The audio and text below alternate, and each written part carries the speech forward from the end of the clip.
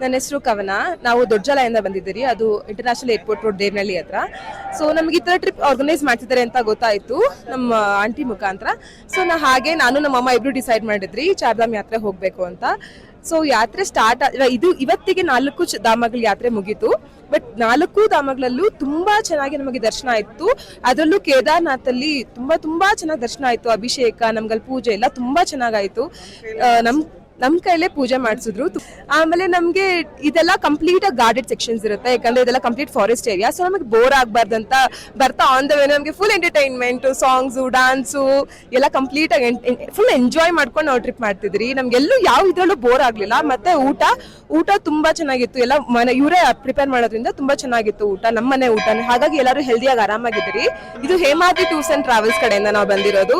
So ನಮ್ಗೆ ಈ travels ತುಂಬಾ ಇಷ್ಟ ಆಯ್ತು. ನಮ್ಮವರೇ ಕನ್ನಡದವರೇ ನಮ್ಗೆಲ್ಲಾನು ತುಂಬಾ ಚೆನ್ನಾಗಿ ಆರ್ಗನೈಸ್ ಮಾಡ್ಕೊಟ್ಟಿದ್ದಾರೆ. ಹಾಗೆ ನಮ್ಗೆ ಸೇಫ್ಟಿಗೆ ಒಂದು ಬ್ಯಾಗು, ಒಳಗಡೆ ಎಲ್ಲ ನಮ್ಗೆ ಒಂದು ವಿಕ್ಸು, ಟ್ಯಾಬ್ಲೆಟ್ಸ್, ಬೇಸಿಕ್ ನೆಸೆಸಿಟೀಸ್ ಏನಿದೆ ಫಸ್ಟ್ ಏಡ್ ಕಿಟ್ ಎಲ್ಲ ಪ್ರೊವೈಡ್ ಮಾಡಿದ್ದಾರೆ. So we are very happy. And ನಾನು, ನಮ್ಮಮ್ಮ ಮತ್ತೆ ನಮ್ಮ ಚಿಕ್ಕಮ್ಮ ಬಂದಿದ್ದೀರಿ ಜೊತೆಲಿ. ಸೊ ನಮ್ಗೆ ತುಂಬಾ ಖುಷಿ ಆಗಿದೆ. ನೆಕ್ಸ್ಟ್ ಯಾವ್ಯಾವ ಟ್ರಿಪ್ ಆರ್ಗನೈಸ್ ಮಾಡ್ತಾರೋ ಎಲ್ಲದಕ್ಕೂ ಜಾಯ್ನ್ ಆಗ್ಬೇಕು ಅಂತ ತುಂಬಾ ಇಷ್ಟ ಪಡ್ತೀರಿ.